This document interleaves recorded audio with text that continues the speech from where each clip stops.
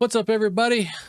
Welcome to episode 3 of the podcast, formerly known as the Game Break podcast. And I realized just now as we started this, I got Fall Damage Central up at the top. Not sure if that's going to be our name moving forward, but it's kind of what we came up with this past week. I realized like 2 days ago that Game Break is already taken on YouTube. There's a YouTube channel called Game Break, and being the idiot I am, just forgot to check YouTube. I checked Apple Podcasts and all that, and I just happened to miss it on YouTube. So we're gonna, go through a little transition period here, trying to switch the name up. I think we'll keep the aesthetic the same for now, but maybe next week we'll have another new name. But as always, I got Old School Legend Gaming here with me. What's up, Old School? What up? What up? How's everybody? I am fantastic. I finally beat Tears of the Kingdom. Nice. Nice. And spoiler warning, but that final battle with Ganon, that was pretty crazy. I got super frustrated at the second part. The first and third part were super easy. But that second part, man, every time, I don't know if it's when he hits you or what, I didn't quite catch it, but he starts taking your hearts away. And man, that thing, I was down to 3 hearts left, and I finally got him. Man. So with me, I had a ton of hearts, man. Well, not like, I had almost 2 full rows of hearts. And I had a bunch of the food that prevents like the gloom buildup. Mm-hmm. So for me, I didn't have a really hard time with him because there was, if I remember correctly, there's like there's something he does with fire, and then there ends up being like the flames. Yep. That gives you like the updraft. So what I ended up doing was I hit that updraft, and as soon as I got up there, man, I beat one of the Lionels, and I got like this 5-shot bow. So it's like it's a 32 damage times 5. So as soon as I got up in the air, man, I like went into like that quick time mode, like with the bow, and I just started spamming bombs, and I mean it just busted him up, man. Did you get that bow from the Lionel that you beat when you're going in to face Ganon? No, it was another one. So it wasn't a Gloom or the armored Lionel. Yep. It was one that was just like out and about, and he gave me the I was able to get it's like the silver Lionel horn or something like that. Not the little stubby one, but it was like a really long one. Okay. So that added, I think, like plus 55 damage to whatever you infused it with. So I actually infused that to my Master Sword. And I mean, I was just going, it was like a hot knife through butter with these guys, man. I mean, that whole part, like where you get to like Ganon's castle, and you're in like the underground and the depths, and like you're getting to him, like all that fighting and stuff. Yep. Man, I just tore right through those guys. So that was pretty great, man. And then the third part of the battle was just, oh man, that was like the icing on the cake, man. Yeah, that was really cool. So again, spoiler warning. So hopefully you caught the spoiler warning earlier, and you're not listening if you haven't beaten Tears of the Kingdom yet. But the third part with the dragon, Zelda comes out. So you're riding on her back, jumping onto the dragon, the Ganon dragon, and smashing up the eyeballs and the gloom and all the stuff. Yep. Really, really good stuff, man. I'm pretty thankful that I took your advice and finished all those dragon tears before I went in there. Man.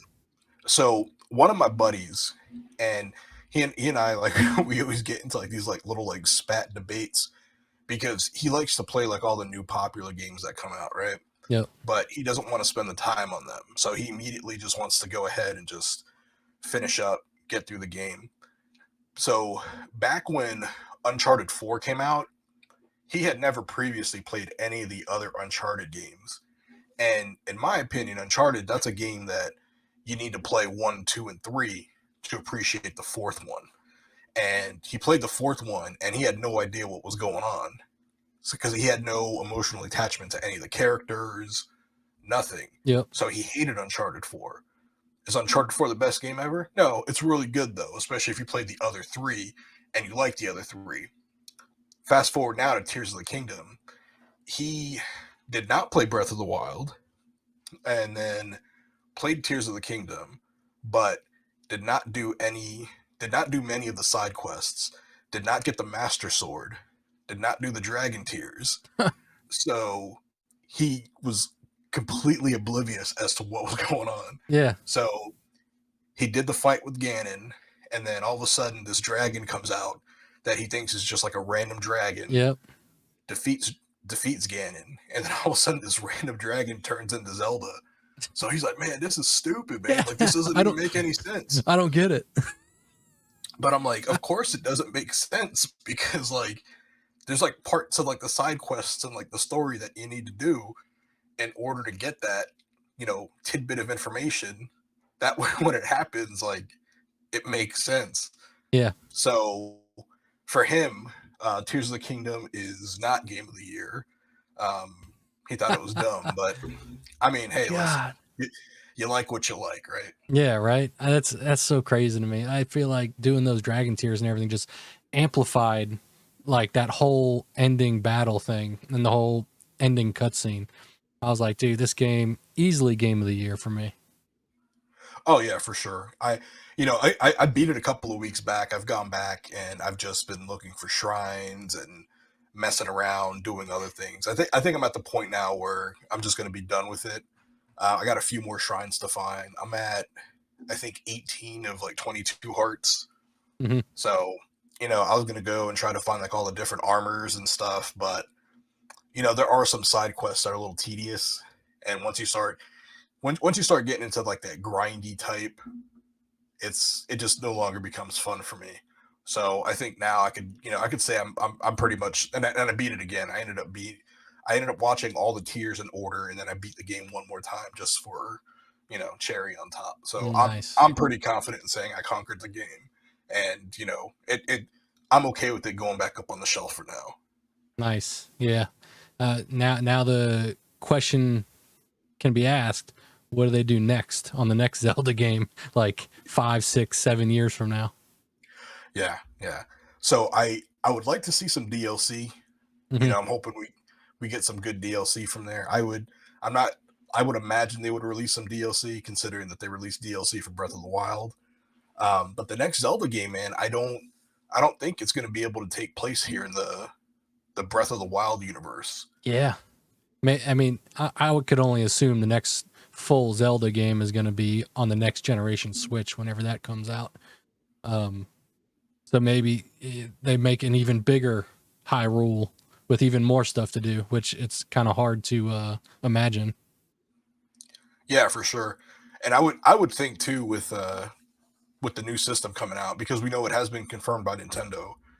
We just don't know how strong it's going to be. We don't know like what kind of processor it's going to have. We don't know what kind of horsepower it's going to be pushing. So Yeah. I would think that maybe the next Zelda, they design it with more of a modern look, not the cell shaded look of like the Breath of the Wild, the Tears of the Kingdom.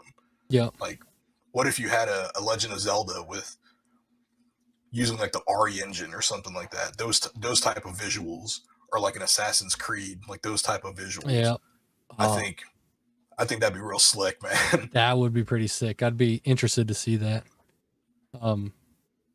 Speaking of Nintendo, though, they had a direct this week. What'd you catch from that? What has you excited from that? Man, I think the question is what doesn't have me excited from that. Because they like Nintendo brought some heat, man. Dude, it was pretty good. I think overall I'd probably give it like a B. Yeah. B plus. Same here. A few things I was expecting. I really thought that they would have touched on Metroid Prime 4, being that they announced it like 15 years ago. Yeah. I thought this would have been time to say, hey, something with Metroid Prime 4. What else? So one thing that kind of bugged me right off the bat, and I seen some hate for it online too, was the first thing they showed off, the DLC for the Pokemon game, Scarlet and Violet. I would like I haven't played a Pokemon game. Well, I'm about to lie to you.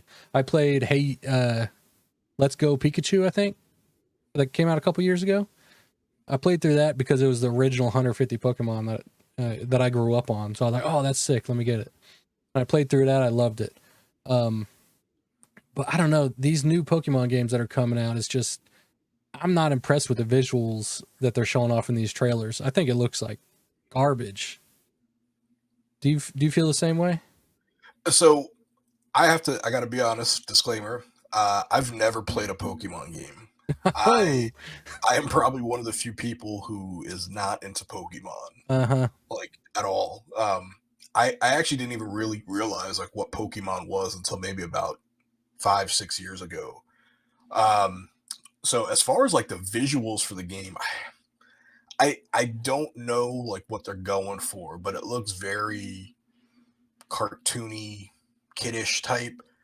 Um, so to me, like that doesn't really appeal to me, like looking like that. yep. Um, it looks, and again, this is probably heresy to some people, but for me, it kind of looks like almost like an indie game type, Yeah. like.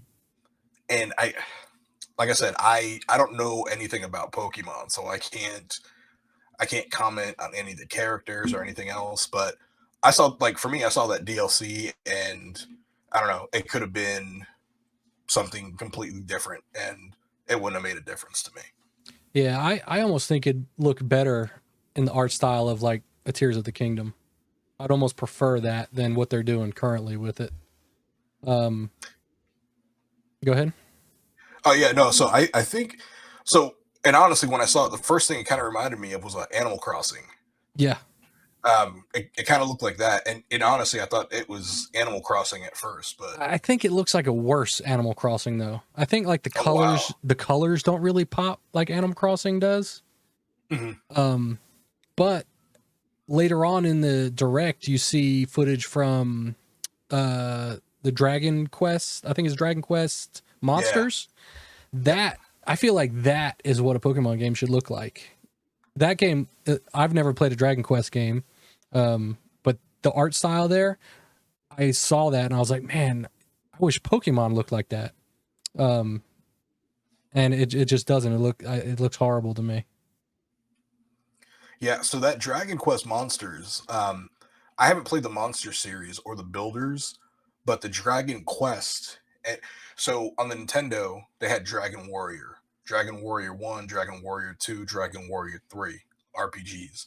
Hmm. Um, I believe over in Japan, they were called Dragon Quest. And then as the series matured, I can't remember the Super Nintendo. I know there's nothing on Nintendo 64. Um, but we got to the PlayStation 2 era, and Dragon Quest like 7 or like something came out, maybe 8. And from there, everything just kind of took off as Dragon Quest. So I actually, on the Nintendo Switch, I own Dragon Quest 1, 2, and 3, which is actually just a remake of Dragon Warrior 1, 2, and 3. So for me, all those Dragon Quest games are really good. I think they're really fun. They're all RPGs, but I think the Dragon Quest Monsters looks to be similar to what I think a Pokemon game is. It looks like you're going to be capturing monsters and uh, molding them together to create bigger monsters to fight other monsters and that kind of stuff. So with Pokemon, it's like like you're a trainer and like you catch Pokemon, right? And then you Yep. fight your Pokemon with other Pokemon. Is that it? Yep. That's right. Okay. Yeah, so I think that's how this Monsters game is going to be. But I agree with you on that art style, man. That looks really good. Oh yeah. Um, what'd you think about the Super Mario RPG remake? Oh man. Have you played the SNES version? Oh yeah, yeah. Okay, Yeah, I've never played it. okay. So that's, man, I would recommend jumping on that, because that's probably, I would say that's probably my top 5 games of all time. Oh, Yeah, really, really good game, really solid. And it's not like a typical RPG. Like it's really well balanced. Um, so you don't have to grind. This isn't one of those where you have to sit there and like do battle after battle after Yep. battle. The humor in there was really good. At the time, there's a lot of like kind of like adult humor, you know.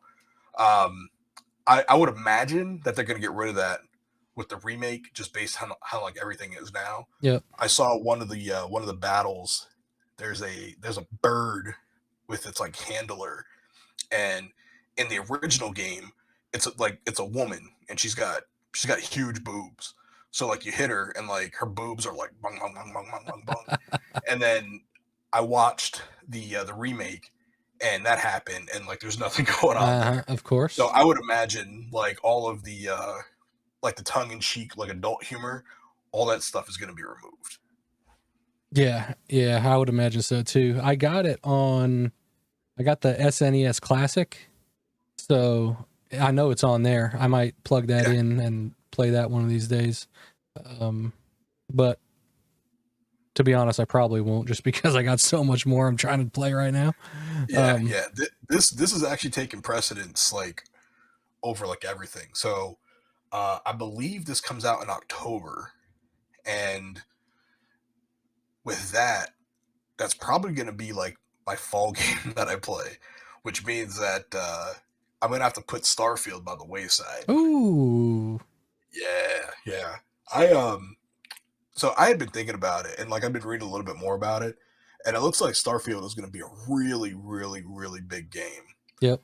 So in that retrospect, I don't think I'm going to use it. I don't think I'm going to use Game Pass to play it, because I know I'm not going to finish that game in a couple of months. That's going to be one of those games that maybe like a year down the line is going to be done. So I'm going to end up buying that. So with that being said, I'm going to wait for a price drop on that, or for it to go on sale to buy it, rather than pay the full price for it. But Mario RPG, I would be paying full price for. If they have a collector's edition, I will get the collector's edition, and I will probably get a regular edition too, just to keep sealed. For the Mario RPG? Yep. And then probably what I'm going to end up doing is getting a physical copy of the Mario RPG, keeping that sealed, and then just getting a digital copy of Mario RPG to play. Oh, nice. Okay. So you're stoked on the RPG. Yeah. And nice. then the other one, man, is that Star Ocean remake. I've never played a Star Ocean game, so Star Ocean, man, that goes back to the PS1. Yep, I seen that. Excellent game on the PS1. Playing it now, it's a little bit difficult. If anybody's listening and you're able to play Star Ocean on a CRT, that's going to be your best bet. It just doesn't look good now on HD or anything. I use an OSSC and a RetroTink and all that other stuff for my classic consoles, and that is one game in particular that I just think looks, regardless of your connection, if you're using RGB or SCART, it's still going to look better, in my opinion, on a CRT. But them remaking this, man, really excited about it. The art style looks kind of like, almost like 2D, 3D. It looks like you got some 3D backgrounds, but you got like them 2D sprites. Yep. I think that looks badass. I think that looks really, really cool. I think this game is going to be really pretty when it comes out. Also found out that it's actually coming out on the PS5 also. I don't know about the Xbox. So this one here, I'm probably going to end up getting on the PlayStation, just because I played the original on the PlayStation.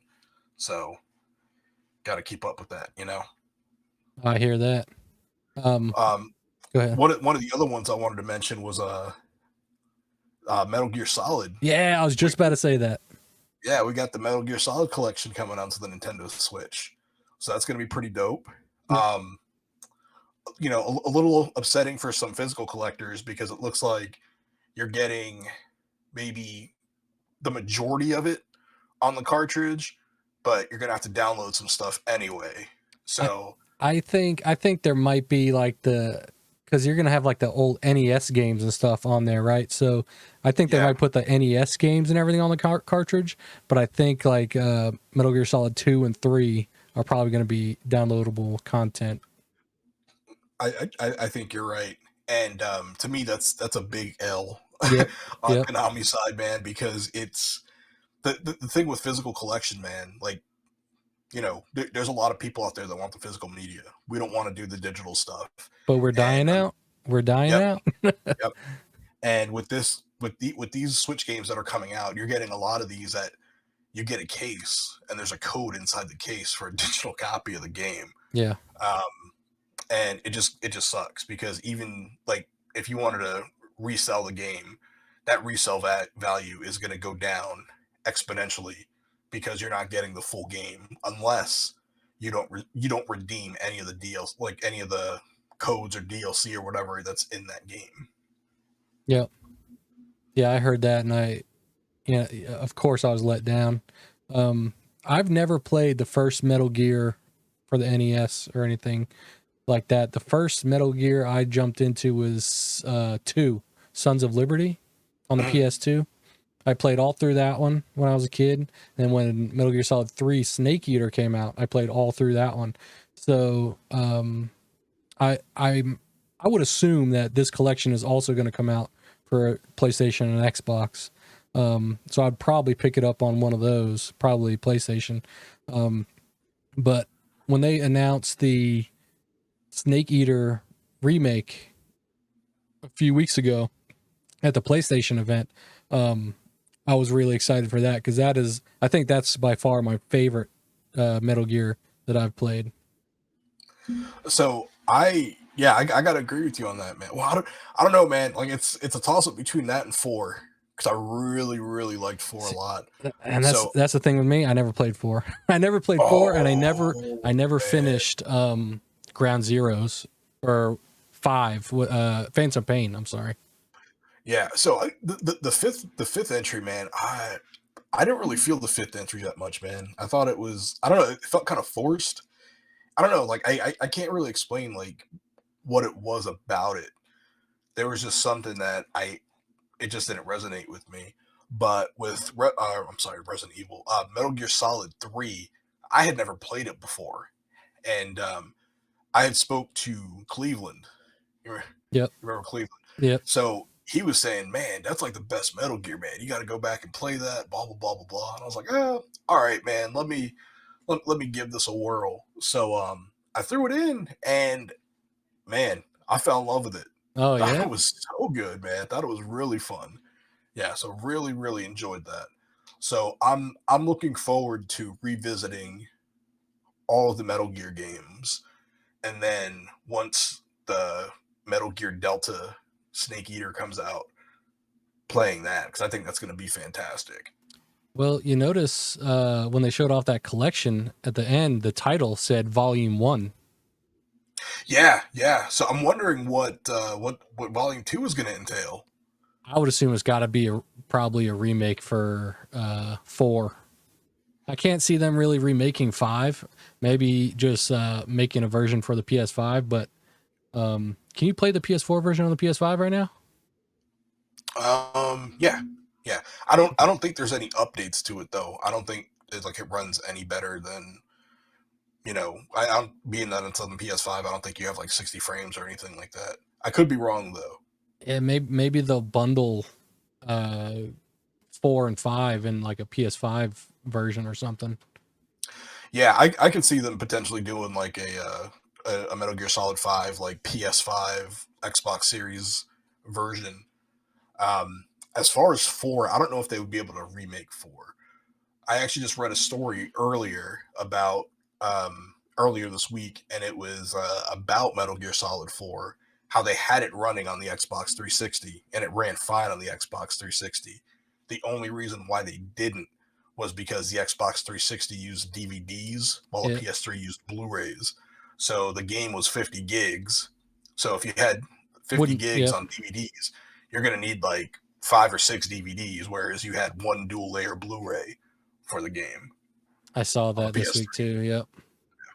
So the other thing too with that is in Metal Gear Solid 4, there's a couple of things that are like specific to PlayStation. So like if I remember correctly, there's like an actual like PlayStation console. There's like some stuff you use and like it's an actual PlayStation controller. So if they were to remake Metal Gear Solid 4 for all the consoles, they're gonna have to go in there and like change that around, because I seriously doubt Sony's gonna be like, oh, okay, you know, have our product on a Microsoft platform, have our product on a Nintendo platform. Yeah. I would imagine they would have something to say about that. Oh yeah. Oh yeah. Just going back to or speaking on the Sony Microsoft thing, it also came out, I think it came out a little bit ago today, that I know this is off topic a little bit, but I guess there was an email that surfaced from Jim Ryan, the head of PlayStation America, I guess, that he wasn't at all concerned about Call of Duty. I think he just made that a bigger deal because he knows Microsoft is about to rise up and squash them with their Game Pass and all that, because Microsoft has a lot deeper pockets than Sony does.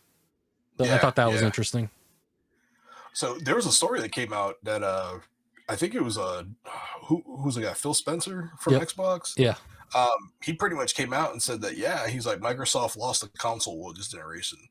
So I think that's pretty interesting, because it's, like while we're deep into it, I just, it's crazy to me, man, because if you look at the Xbox Series, like sales numbers, even against like the Nintendo Switch, man, like people keep sleeping on Nintendo because they're, the Nintendo Switch, it's not powerful. It doesn't do 60 frames. Wasn't it like 4K. Wasn't it like 10 million units sold or something, and still going? Yeah, and this Nintendo Direct on Wednesday just proved how much like gas Nintendo has in the tank. Yeah, it's all those IPs. And this is the thing, man, is like the Nintendo Switch right now, like it's in its twilight. We know it's at the end. Mm-hmm. We know it's at the end, and they're still coming in dropping heat. Yeah, I mean, I feel like they do that with all their consoles. Like, didn't Zelda Twilight Princess come out on the GameCube, and then like almost immediately after the Wii came out, and it was on the Wii? So and they did the same thing with Breath of the Wild. Yeah, they're not scared of that, man. They'll release what they want when they want, because they have the best IPs that everybody wants to play. And not just old guys like us. They're geared towards children. So, parents are out Christmas time. Oh, what can I buy? They see a Nintendo game, 9 times out of 10 it's going to be kid friendly. They might not know what it is, but they're going to buy it for their kid because they know Nintendo is just a kid friendly platform. Yeah. So I've got a buddy, man, and all the gaming he does is on a Nintendo Switch, because he just, wife, kids, he's able to take that Switch with him, hey, watching the kids sitting down there in the living room, watching TV with them or feeding them or whatever. He's got that Switch right there. He can just pick up and play. He can't do that with the Xbox. He can't do that with his PlayStation. So yeah, I mean, like right there. And now he's getting all these third-party titles coming out too. Granted, yes, I think they're going to be better on your PlayStation and your Xbox, but still, one of the other ones they announced, one of the other third-party games was that the Arkham collection. Yeah. Yeah. For I'm interested to see how Arkham Knight is going to run. I seen that. Switch, that has a hard time on like a PS4, doesn't it? Yeah, like on the OG PS4. Yeah. That's gonna have that bad boy singing. And I would imagine that collection is probably going to be on the PS5 and Xbox as well. Yeah, definitely. Well, I think they had that already. On the PS4 and the Xbox. Yeah, I don't think it's they're not. It's not PS5 and Series like specific. It's just like the PS4 and the Xbox One versions. See, that's one game I've never picked up. I've been meaning to. I want to, but I just haven't. So maybe. And which ones is that? Arkham Knight or all of them? All of them. Oh, I played a little bit of Arkham Knight, I believe. I think it was on Game Pass. I downloaded it and I played a little bit of it, and it was awesome. I just never went back to it. So, compared to the other two, like in my opinion, it's Arkham City, Arkham Asylum, Batman Arkham Origins, which is only available on the PS3 and the 360, and then Arkham Knight. I thought Arkham Knight it looked good, but it killed me, man, with that Batmobile. Yeah, I heard it was like a Batmobile simulator or something, right? Yeah, it was cool because like this was the first game where you get in the Batmobile, and it's like, oh, okay, Yeah. but it's not. It's like a very it's, there's specific like missions that you do, and it's like, hey, you got to destroy these tanks in the Batmobile, and then the first time you do it, there's like one tank you blow up, and then you go find something, and then you do another one, and then this time you have to blow up two tanks, and then Ah, you do something else, and then you get in the Batmobile again. This time you got to blow up three tanks, and then like I think at some point it gets up to like 4 or 5 or 6 tanks or something, and it's just like, so they got a little lazy with it. yeah, yeah. And the thing is like the tanks, like you had to circle them and like find a spot on their back and then shoot them, and Yeah. it it sucked, man. It sucked the life out of the game for me, and I think a lot of people felt the same way about it. Ah, yeah. Um, have you ever been into the Pikmin series? No, I have not, man, and I think I am actually. This is probably going to be a good time to get into it because at the Nintendo Direct they announced. Well, we knew Pikmin 4 was coming out based on previous announcements, but Pikmin 3, which was previously on the Wii U, released maybe about a year ago or so on the Nintendo Switch. Now we're getting remakes. Of one and They two. might just be ports of 1 and 2, which were on the GameCube and the Wii, I believe. And those are coming to the Switch also. So you're going to have, if somebody was interested in getting to into the Pikmin series, I think there's really no excuse to do it now because you have all 4 of them. You're going to be able to play on the Nintendo Switch. Yeah, I've never been into it. And I wasn't really into 4 up until this week when I saw it at the Direct. I saw some gameplay of it. I was like, oh, that's interesting. It kind of made my eyebrows perk up a little bit when I seen all those little different Pikmin following the main character there, and then you could throw them at something and put them to work, carrying stuff back to your ship and everything. I thought that was pretty cool. Probably not going to be a day one purchase for me, but maybe at the typical $40 Nintendo discount price, which that's the lowest they'll ever go in price any mainstream Nintendo game. Maybe I'll pick it up, give it a go. Yeah, for sure. Yeah, so I'm definitely curious to check those out. Yep. What else did we have on that Direct? There was something else. Oh, there was that Saturday morning cartoon looking one. Yeah, I like that art style. It looked pretty cool. Yeah, that looked really dope. So I'm curious about that, man. I would definitely check that out. If they had that on sale for maybe like 10-15 bucks. And that was like a RPG, right? I think it was more of a roguelike game. I can't quite remember. So I think it's going to be similar to like like Returnal, Okay. where it's like I don't know if it's going to be that deep though, where like it changes like all the time, but it's going to be like your Diablo, Hades, Returnal type roguelike game. Yeah. But I got some Skyrim vibes off of it because it was first person. So I know in the preview they showed like a wizard or something with the lightning gimmicks in his hand. Yeah. And like killing a skeleton. So I got like cartoony Skyrim vibes from it, but I thought it looked really good, man. I thought it looked interesting. It did look cool. I'm trying to find it on their website. I forget what it's called. Is it Myth? Yeah, Myth Force. Myth Force, okay. Yeah, that looked pretty good. I was interested in that. Did you see? I guess they're coming out with a side-scrolling Princess Peach game. Yeah. So Yeah. I don't know, man. It's like, we'll get into the new Super Mario Wonder that they announced too, but like they're making a new Peach game to coincide with, I guess, all the side-scrolling Mario games and everything. I don't know. Do you think it's too much? I mean, I guess nothing's too much for Nintendo, huh? Yeah. I think saying too much Mario is kind of an oxymoron. Yeah.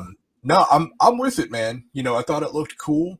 I know you're gonna have some people out there that are like, "Oh, a female protagonist." No, man, I'm with it, man. I think it's cool, you know, with the Super Mario Brothers movie. We Yeah, saw yeah, Princess yeah. They're Peach. capitalizing on it. Yeah, The and I hype mean, around Mario is bigger than it has ever been right now. it really is, you know. And in this movie, we saw Princess Peach, and she was pretty much a badass, man. Yeah. You know, I think she was ready to put them hands on Bowser. Um, Hey, actually, you know what? That probably is pretty good because all these years up until now, it's been Mario saving Peach from Bowser. Now yeah, Princess Peach is tired of Bowser's crap, and she don't want to wait on Mario's slow behind to come save her, so she's gonna take care of it herself. yeah, definitely, man. So we played with Princess Toadstool in Super Mario Brothers 2. Um, what else was she in? She was in 3D World. Um, she was in New Super Mario Brothers, the New Super Mario Brothers Wii, New Super Mario Brothers U. But yeah, no, I'm glad to see her. Oh, Mario RPG, she's in also. Yep. She's a playable character in there, and you know, I'm excited, man. You know, I think this has the potential to be pretty good.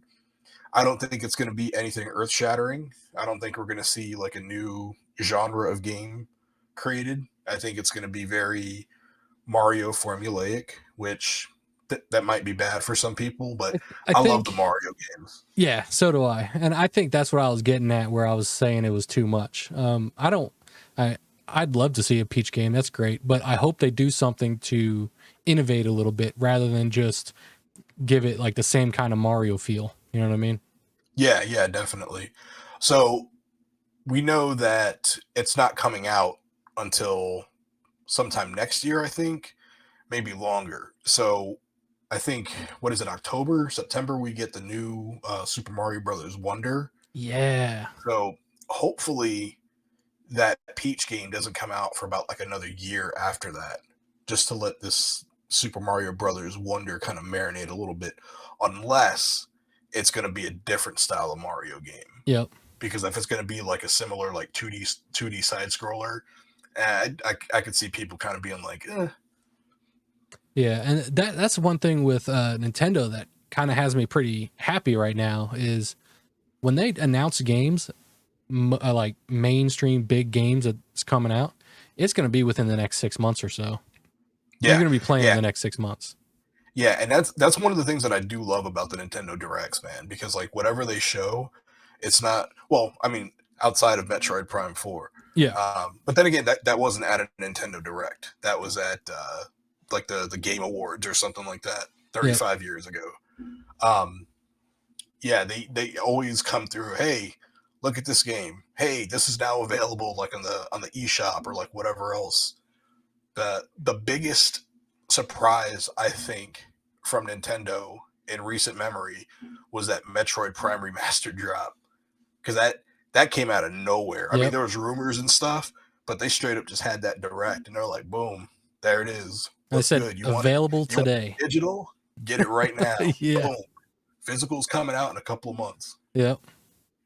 Yeah. And so I praise Nintendo for that. Too many like Sony and Xbox and other like third-party developers, they'll show something off and it's not coming out until 2032.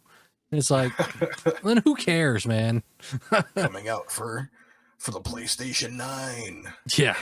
Yeah. But yeah, that's Super Mario Bros. Wonder. Um, I'm pretty stoked on that. I was kind of hoping to see another side scroller, 2D Mario game.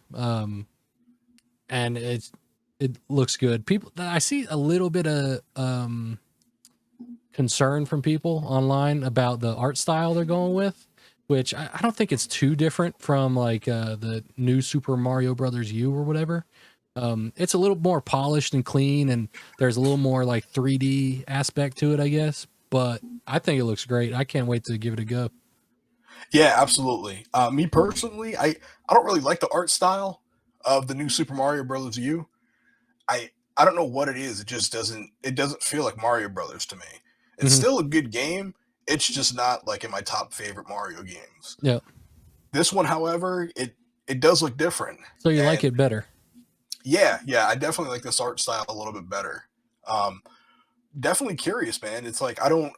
Are you in the Mushroom Kingdom in this one? Like, what's going on?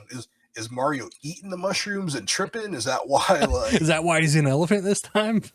yeah. So definitely looking forward to this one. I have to say this is going to be a day one purchase. Yes. So my bank account, my wallet, they're yelling at me. Yeah, that's out. What, November 3rd or 4th or something like that? I forget. It comes out. I think it comes out the same day as Starfield, if I'm not mistaken. Ooh, let me see. Let me see if I can find it real quick. Man, that'd be nuts. Well, hold on. Let me mute that. I don't know if I can hear that. I don't want to get copyright striked or anything. Oh, I just said it. 10/20, October 20th. Oh, so yeah, that's a few weeks before Starfield. Starfield, actually no, it's like a month after Starfield because Starfield is early September 6th, I think. Probably like a month and a half.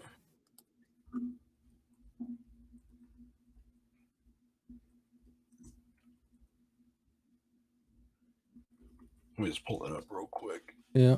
September 6th. Okay, yep. Yep. So yeah, it's we're getting bangers like back to back to back because like Spider-Man 2 is coming out like around there. Dude, you're right. Yeah. And don't forget and I think it's at the end of summer is the Tokyo Game Show. So usually they show like a lot of new games coming out for that also. Yeah, so this is gonna be, my wallet's gonna be hurting this week because Spider-Man 2 comes out the same day as Super Mario Wonder, October 20th. You know what's crazy? Is I bet you that Super Mario is gonna sell more than Spider-Man 2. Oh yeah, I think so too. That's just because when it comes to the holidays, it's them parents just buying the new Mario thing for their kid. That's all it is. So I'm looking at the game releases right now. So this is starting next month. I think, in my opinion, I think these are going to be the bangers that are coming out for like the year, for the rest of the year. So in July we have Exoprimal, which is that game from Capcom where it's like Dino Crisis meets Evolve. Yep. That type of like shooter game. That's who's doing the crossover with Street Fighter 6, right? Yep. Yep. And then you got Pikmin 4, July 21st. Remnant 2, July 25th. I didn't really care for the first Remnant, but I think Remnant 2 looks pretty badass. So I think that's going to sell pretty good. Then you got Double Dragon Gaiden, Rise of the Dragons. Yep. And that's just for July. And then come August, let's see what we got here in August. We got Vampire Survivors on the Switch, which is that pixelated. Yeah, it's like a dungeon crawler type thing that's co-op. Yeah. So that looks pretty cool. It does look pretty cool. I'll give that a try, like at a fair price. The problem with multiplayer games for me on the Switch, though, is there's no supported party chat. You got to use your phone. You got to have the app. That's a huge L in my eyes. Yeah. So hopefully the next system they take care of that for sure. Oh yeah, I'm surprised they haven't like put in some kind of patch to allow it now on the Switch. That's nuts. So I know a couple of my buddies, if they're playing like Mario Kart or something online, what they end up doing is they do a party chat on like PS4 or PS5 and like talk on that, and then they just switch back to their Switch and do that. That's a good idea. But I mean, you're running the two consoles at the same time, but that's the only thing there. Yeah, that's Nintendo. That's what it forced us to do. All right, so now we're going into August. August, we're gonna have WrestleQuest, which I don't know if anybody knows about this. It's an RPG wrestling game, so there's actual wrestlers in there. So I think it's like Macho Man, Matt Cardona, Jake the Snake Roberts, if I'm not mistaken. Yeah, I think that's going to be a really fun game. Not picking that up day one. That's not going to be a full price purchase for me, but I will play that eventually. Okay. The other one that I think is another game that's coming out in August that I think is going to be a sleeper, and I'm pretty excited about, is going to be the Texas Chainsaw Massacre. Uh-huh. So this game looks pretty badass, I think. Is that gonna So be that gonna be like the Friday the 13th or no? What was it? yep, Okay, yeah, okay, it's gonna be like Friday the 13th, Dead by Daylight, those type of games. So Friday the 13th, it's being decommissioned here. yep. The license didn't get renewed and stuff. So at the end of, I believe it's 2024, you won't be able to play it anymore. They've discounted the game, so if you want to get it, like all the DLC for it is like, I think like $1 or $2. So if somebody wanted to get it, they could play that until it's time for that. My understanding, Texas Chainsaw Massacre is replacing that, and Made by the same people? I don't think so. Okay. I think it's made by a different studio. I love Texas Chainsaw Massacre, the original one. One of my favorite movies of all time. One of my favorite horror movies. So good. Seeing this, oh man, it looks so creepy. It looks good. Yeah. It looks really good. So I'm excited for that. There's a good possibility that might be a day one purchase for me. Oh, okay. And then August 25th, we have Armored Core 6. Yeah. So, man, I'm not a big mech game fan, but this is being made by From Software. I love From Software because I love the Soul series. So it looks like we're going to have pretty much a Souls game with mechs. Oh, yeah. I've never played any Armored Core game, but the gameplay they showed off a few weeks ago did look pretty sick. And by August, I guess by then I should be done with Final Fantasy 16. I might be looking for something to play before Spider-Man 2 comes out and Starfield, so we'll see how that goes. And then rolling into September, obviously we have Starfield.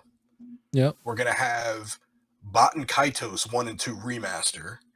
So these are older RPG games that are getting remastered. I'll probably end up picking those up eventually on a sale. Okay, I've never even heard of it. So we got on the 19th, Lies of P. Yeah. That's another one I'm not going to pick up day one, but I will get eventually. On Mortal Kombat 1. Mortal Kombat 1. Same day. Wow. Yep. And then for the ones who are interested in it, man, Payday 3 coming out on the 21st. Mm-hmm. So that was September. And then the Cyberpunk 2077 DLC on the 26th. Yeah. So the rest of this year, man, is just, it's packed. Picked a good year to start a gaming podcast. What's that? We picked a good year to start a gaming podcast. Yeah, for sure, man. We have so much stuff to talk about.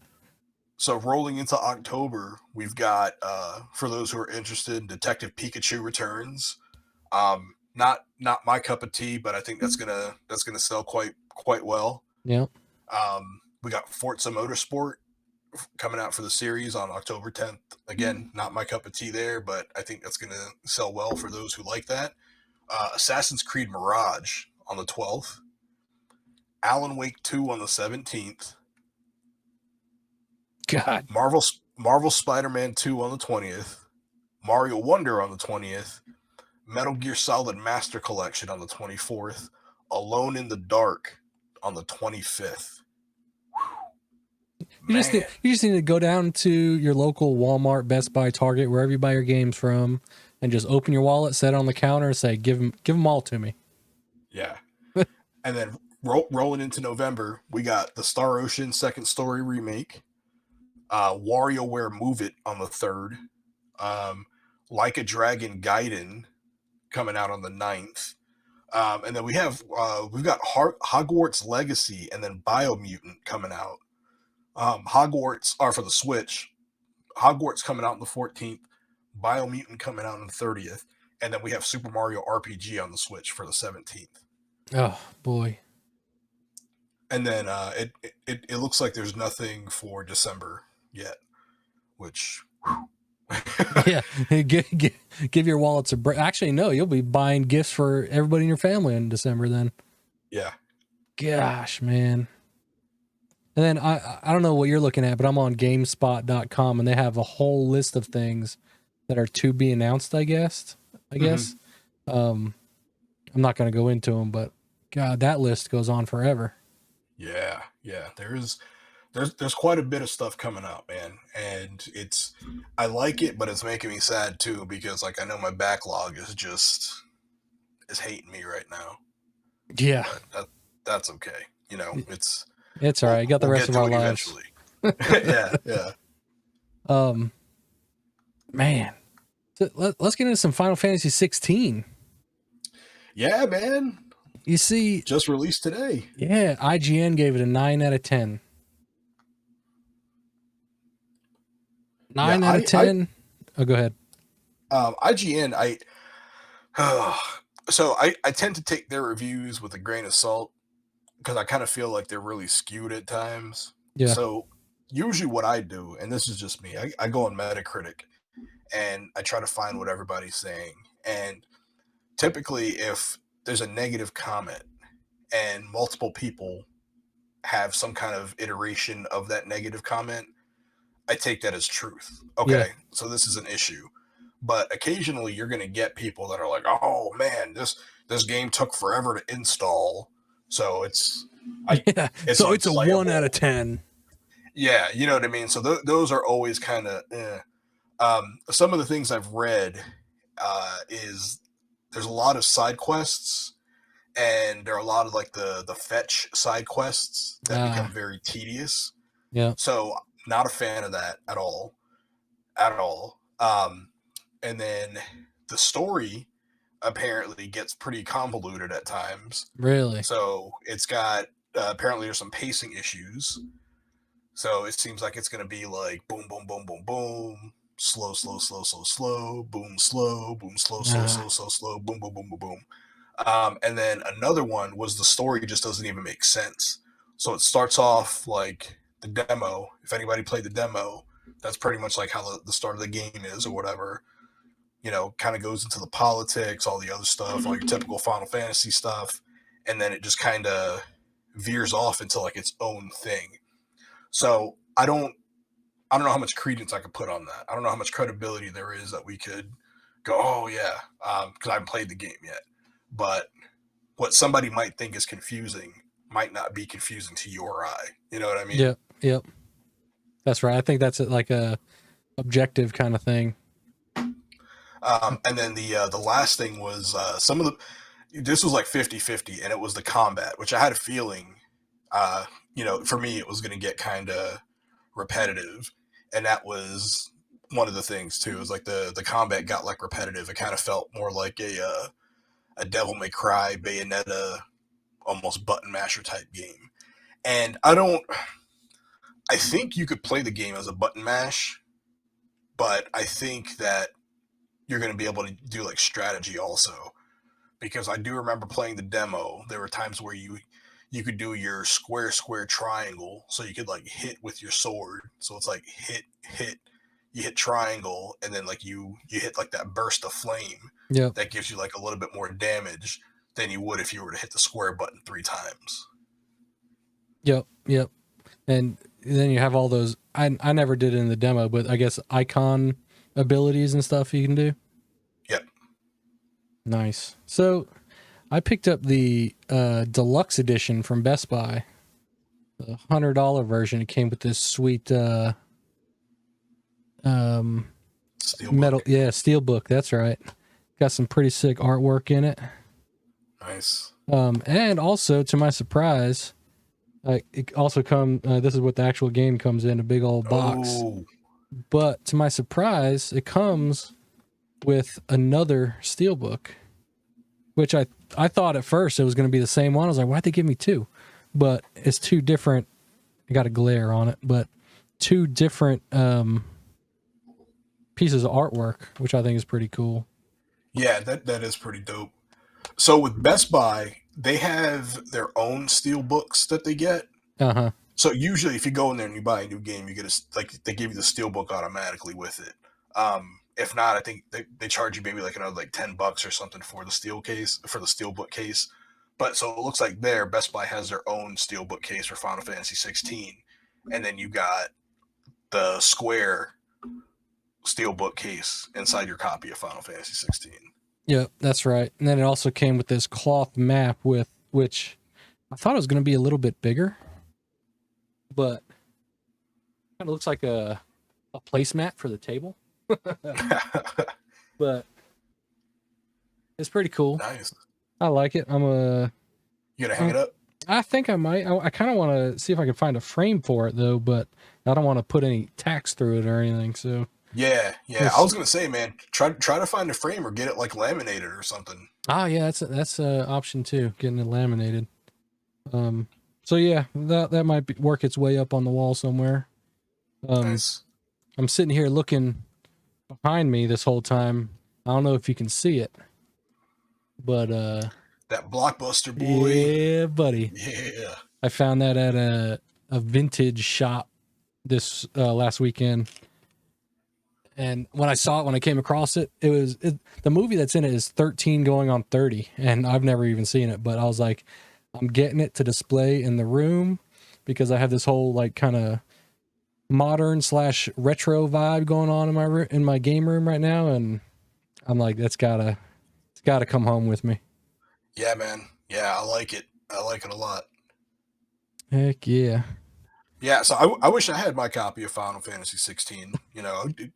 So my story is I pre-ordered. I had some store credit from GameStop, so I decided to go ahead and pre-order Final Fantasy 16 and have it shipped to my house. And these are first world problems, man. This is just sheer laziness on my part because I work from home, so it's like the thought of having to like go out and breathe air and like touch grass, like it bothers me at times. Gross. So I decided, you know what, man, let me just have this guy shipped to me. So anytime I've pre-ordered games previously from Amazon or Best Buy, they normally ship the day before, day of. I'm always playing the game. Yep. This time, no. GameStop said, nah, man, you'll get it eventually. So I don't even have a tracking number. So according to them, it's been shipped. I have no tracking information, so I could potentially get it tomorrow. I could potentially get it next week. I actually tried canceling the order because I was like, you know what? Let me just go and get it. But I can't cancel the order because it's quote unquote in shipping status. So yeah, so I'm missing out on Final Fantasy 16, which is okay because I got some other stuff to play and I got some other things to do. I actually I threw in the Grand Theft Auto Definitive Edition, like the remasters. Yep. So I'm playing through Grand Theft Auto 3, which is my favorite Grand Theft Auto. Yes, mine too. So I haven't it's on the PS4. I haven't really played it on the PS4, but I'm playing it on my PS5 now, and it runs like butter, man. Nice. Yeah. I think they did a really good job with this game, man. I know there were some bugs and issues and stuff when it first came out, but I think those patches kind of cleared that up. But right. you've got the original soundtrack, man, from like the PS2. Yep. Like all those licensed songs. It's all there. All in there. Yep. Ooh, that's so good. So did they release a physical version of that? Yeah. Yep. Is that what you got? Yeah. Okay. I might have to pick that up. It's a disc and it's got all three of them on there. So you pop the disc in and then you pick which one you want to install. And you could install all three of them. Yeah, Grand Theft Auto 3 is that's the one I have most fond memories of. Don't get me wrong, I love Vice City and San Andreas. They're awesome. And even I think 4 was my least favorite, but I still liked it. 5 is great, but 3 is the one I remember playing most when I was a kid on my PS2. I love that game. Yeah, it is so good. And in this version, they added some quality of life features also.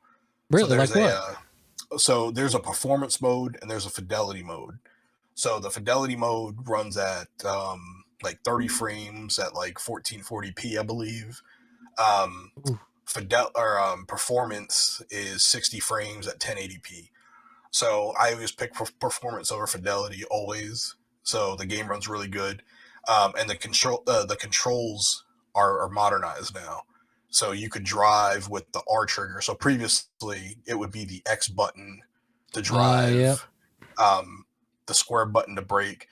Now you could drive with the R2 trigger. You could brake with the L2 trigger. You could free aim easier. Like, so like you hit the, pretty much like you hold the L2 trigger and you can move the reticle around with the right thumbstick. Nice. It wasn't like that in the PS2 version. And there's just other little things, man. So there's an option where you could have like a default radio station. So anytime you get into a vehicle, it always defaults onto that one radio station. That's awesome. Because I don't know about you, but like I always had my favorite radio station. So anytime I stole a car or something, one of the first things I did was hurry up and scrolled through the radio stations to get back to what I was listening to previously. Yep, I love the talk radio stations. Just hearing the talk shows they would come up with. Yeah, and the commercials, man. Like those like crazy like commercials about the like the monkeys and the one dog where the kid's like, "Oh, I'm sorry, Fido, we're gonna have to drown you." Like, oh man, you're gonna make me go out and get that right now. Yeah, it's a really good game. So one of the things I'll say, I don't remember it being this way. The traffic seems very aggressive in this version. So there's, I don't know if you remember this, but there's so one of the first missions you do, it's maybe and it's not like a main mission. It's like one of the phone booth missions, and it's the guy El Burro from the Diablos. You got to do a race. You start off with this race, right? So there's 4 cars. I'm sorry, there's 3 cars. You pull up as the 4th car. 3, 2, 1, go. And then there's a bunch of checkpoints you go through. When I was younger, I used to be able to go through that no problem at all. No issues. I always came in first all the time. Yeah. For whatever reason, and I can't remember it. This might be one of those Mandela effect things. There was cars like purposely driving into me, like coming onto me like head first. What was it, like civilian cars, or was it like part of like a rival gang or something? No, the civilian cars, man.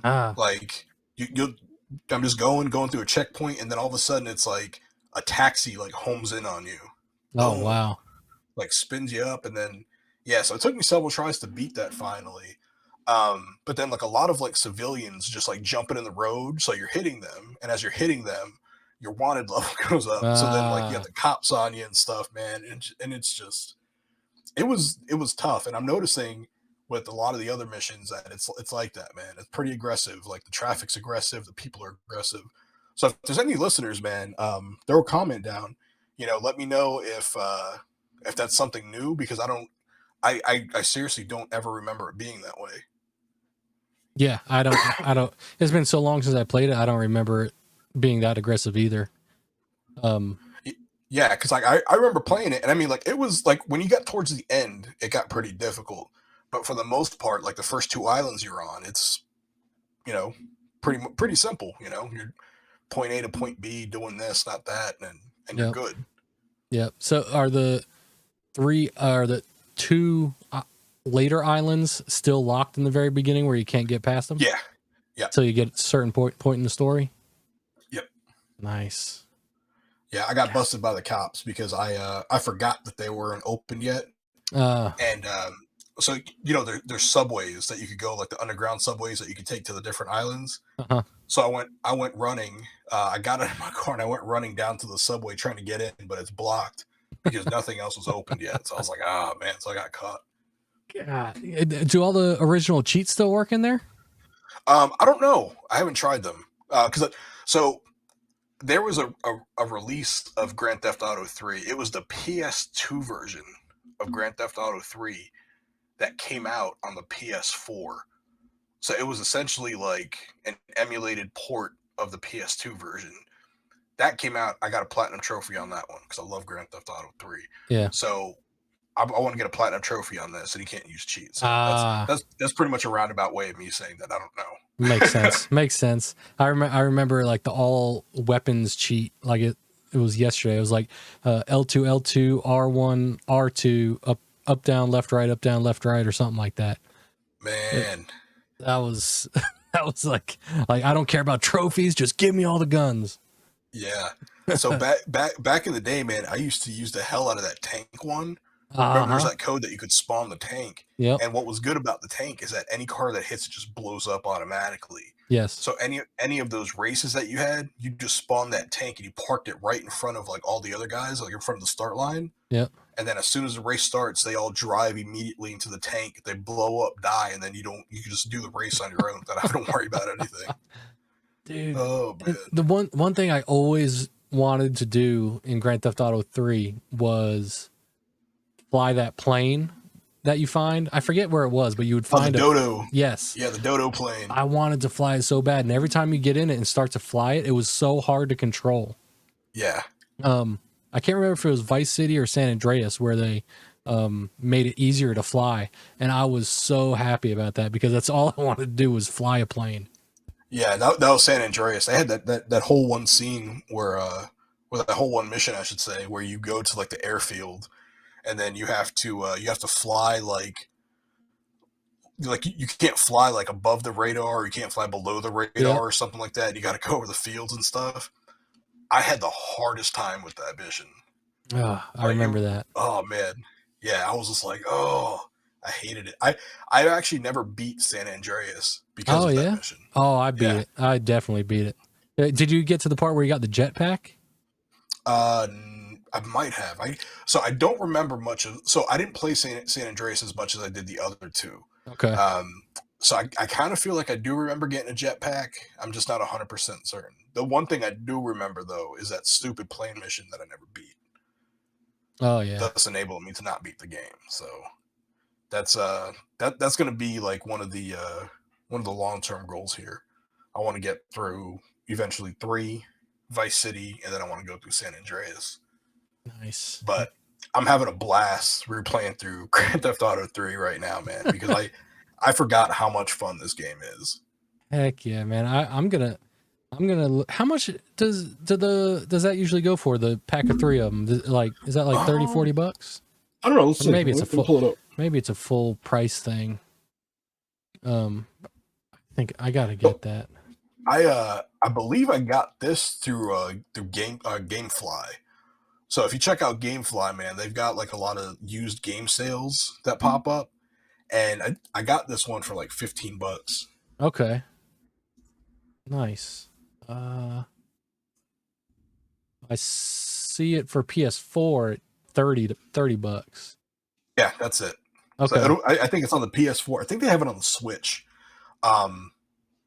Yeah, so they got it for $30, down from $60. And there's free upgrades to PS5. Yep. Nice. Yeah, I'm gonna pick that one up. So it's not like the PS5 version. It's just like an enhanced version of the PS4 version. And that's fine. That's fine. As long as it runs butter smooth, like you say. Oh, look at that, man. So I just clicked on the Nintendo Switch, and the Nintendo Switch version is $60. But you know what's crazy about that is the only game that's on the cartridge, I think, is Grand Theft Auto 3. The other 2 are downloads. Oh yeah? Yeah. Oof. Yeah, no thanks. Dang.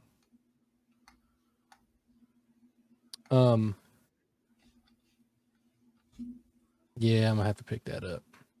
Yeah. GTA 5, man, PS5 for $20. Yeah, I think I'm done with the GTA 5, man. I've played it far too much. I paid the $10 on the PS4 version to get the upgrade. PS5 version, but again, I still I always get to the same part, man, and I think I'm done with this. So I might have it on PS4. I don't know. I'll have to look, but regardless, I'm probably not going to play the PS5 version. But before we get off here, we talked about Starfield a little bit earlier. I guess Todd Howard had a interview with, I think it was a Xbox publication or something. I'm reading through the comments and people are saying, "Oh, I can't believe they actually gave him a good interview." Because you'd think it'd be biased or something. But he came up with a couple things I kind of want to get your opinion on. I don't know if you've seen this, but so he said in the interview today, roughly 10% of all planets will have life on it in the game. So I don't know quite how to feel about that. I was thinking it'd be a little bit more populated out there in the universe to go experience like NPCs and everything and have some dialogue maybe. Yeah, yeah. I wonder if that's going to be a memory issue because if if they have, so supposedly they have what, like 1,000 planets or over 1,000 planets or something. Yeah, so that's 100 planets then that will have life on it. Yeah, so that's kind of a lot. That is knowing myself, I'll probably never make it to all 1,000 planets anyway. So Yeah, and that's one of the things, man. I would, I very much imagine this to be similar to like your Skyrim, your Fallout games, where it's pretty much like more the same. There's a lot of side quests and stuff, and typically with those games, what really makes them is the side quests. Um, you end up finding some side quests that are just really, really good and just like add to the overall lore and story of like the main game. yeah, Now, granted, being that it's a side mission, you don't have to do it, but I always found that it's better to go out of your way and try to find these side missions because number one, you're going to get like the good power ups, you're going to get the experience, all that other stuff. The only thing is that it adds to that grind, man. It really, yeah, really adds to yeah. that grind. So, with this game being as big as it is, With all these games coming out this year, we don't have time to grind, man. We got to get in there, get it done, and move on to the next. yeah, that's why I'm like, you know what? Let me go ahead and buy this game. Let me get it at a discounted price. That way, I don't feel too bad if I don't ever end up finishing it. Yeah, Um, and it's just gonna be one of those things, man. You just plug away at like a little bit. yeah, yeah. They said surveying 100% of the planet gives you research data that which can be sold for credits. You can become sick or get other ailments if your suit does not accommodate that the planet that you're on. You won't be able to fish in the game. There's no land vehicles, which kind of upsets me. I was hoping we get like Land Rovers and Oh stuff. man, yeah. Um, there are both hostile and docile creatures that can attack and prey on each other. Companions can get mad with you depending on the choices you make. There's only 4 romance options in the game, only constellation companions. So the group that you're a part of from the beginning of the game, there's only 4 people, I guess, that you have option to be romantic with in the game, I guess, and make babies. Enough robot companions to fully crew your ship. Excuse me. 1 radio station localized to a specific location that you can dial onto when you're away from it. Stolen ships can be customized but require registration. Interior of the ship is customizable. He described Starfield as a modder's paradise, so I guess they're leaning into the modder scene. Modders will be able to go in and mod the hell out of it. So maybe that 10% of all life on the planet will go up to 100% with all the mods and stuff you can get for it. Yeah, for sure. Expect outpost and shipbuilding to have very deep fleshed out systems. Outpost can be your economic generator and no performance mode. So there's 30 frames per second. That's all you're getting. I'm not too upset about it though. Yeah, I mean, I keep seeing a lot of people like complaining about it and stuff. And listen, man, 30 frames does not make a good or a bad game. Like your story, your narration, your controlling. Yep. Now, if we get in there and we start playing it, and that 30 frames per second is causing, if it's like a solid 30 frames per second, like we never get any drops below 30, I think that's going to be fine. But if you start getting into more populated areas and start doing more intense stuff, and that frame rate begins to dip, to me that's going to be a problem then, Yeah. because like you're sitting here making this game at 30 frames per second, which you could do it at a higher frame rate. You just chose not to because of all the other stuff that you want to put in the game. But if we get that and we're getting those frame dips, man. Yeah. They're going to be catching some heat, that's for sure. Yeah, and you know that'll cause that game to drop in price quick because you'll have people that'll start getting their refunds and just not wanting to support the game, and then it'll be like Cyberpunk all over, I man. was just about to say we'll have another Cyberpunk on our hands. Yeah. Um, So the mods, I'm excited about the mods because I do like those.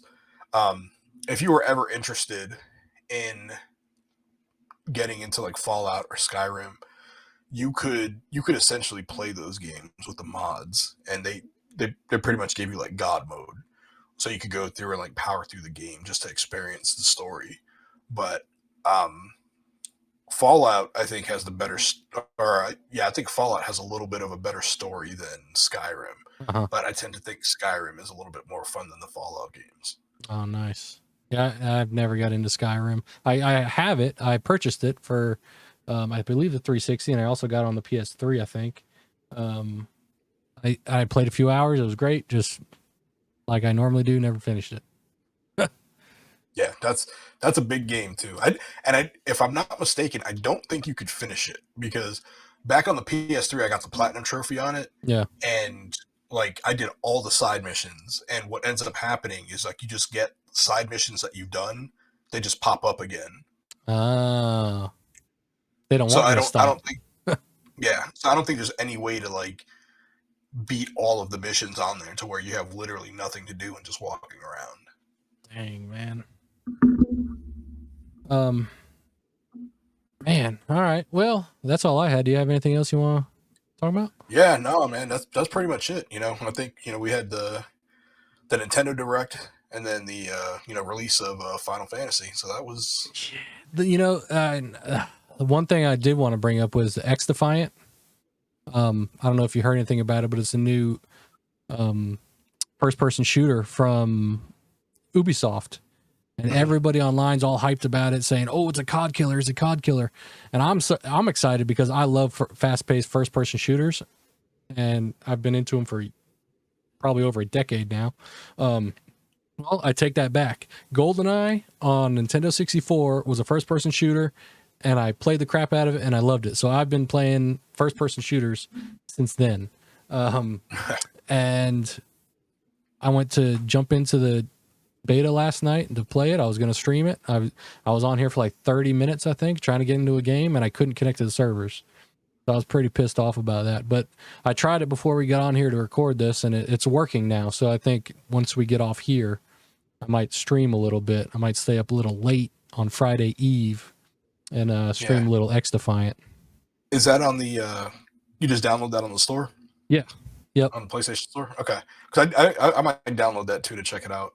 Heck yeah. So the Ubisoft shooters I'm not really into because I know they do the Division, like the Tom Clancy stuff. What is it? And that's what's interesting about Hunt. This is it's an arena shooter, kind of like COD, but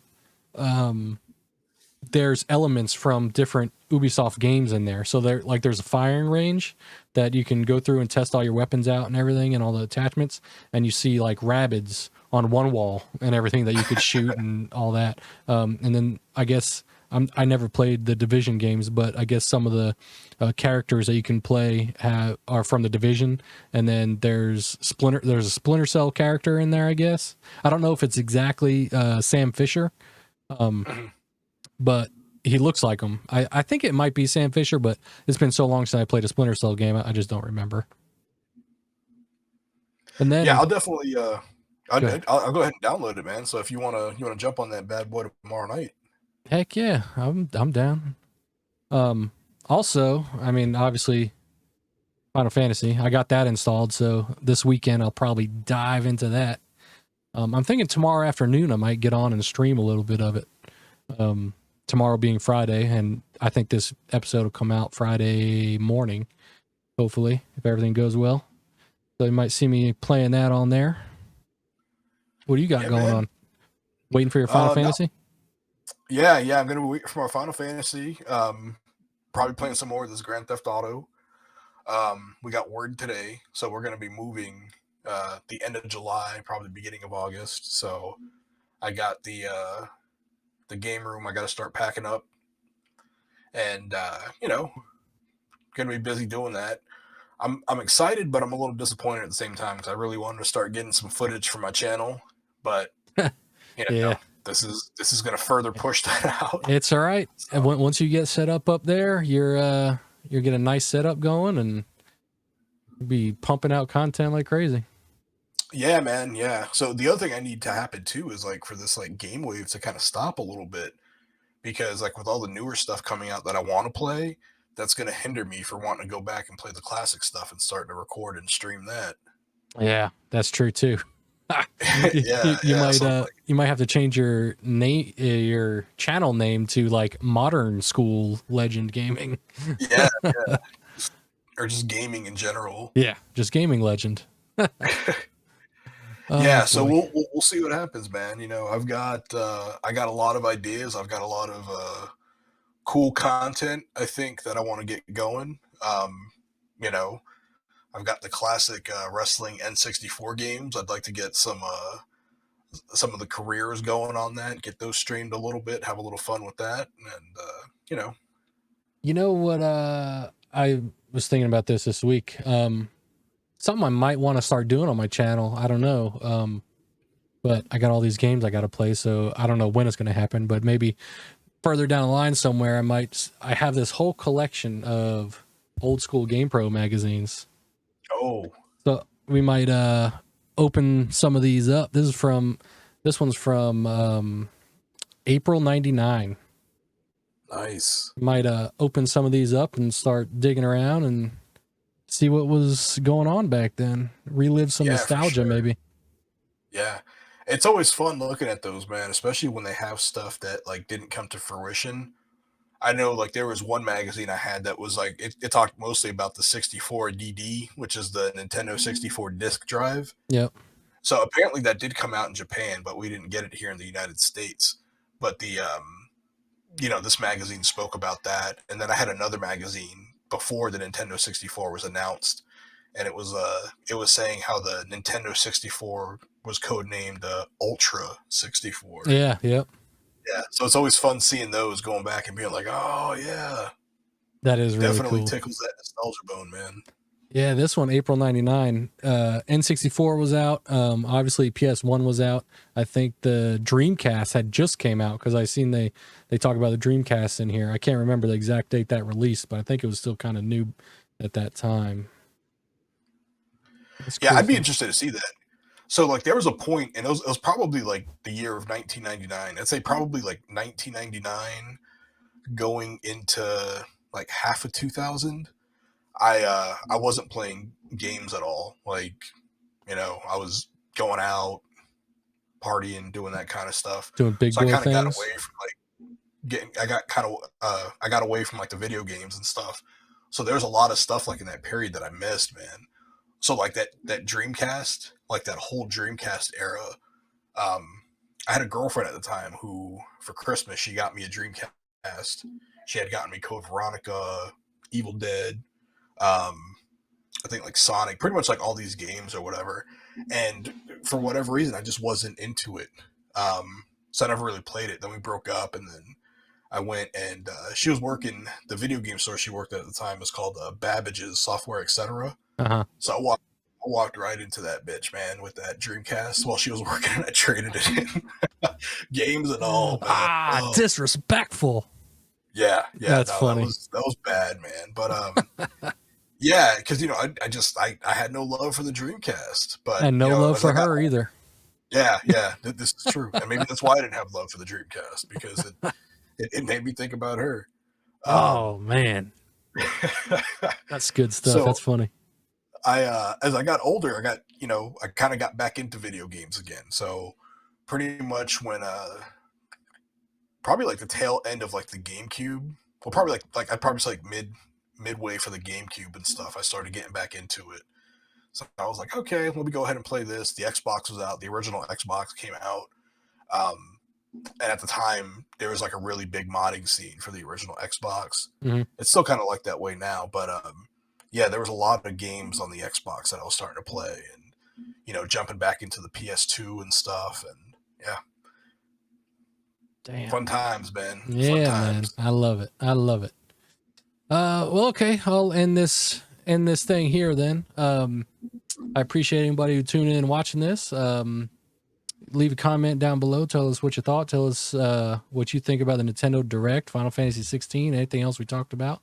And what we're going to start doing, I think, is I want to open up my email, themightybildo@gmail.com.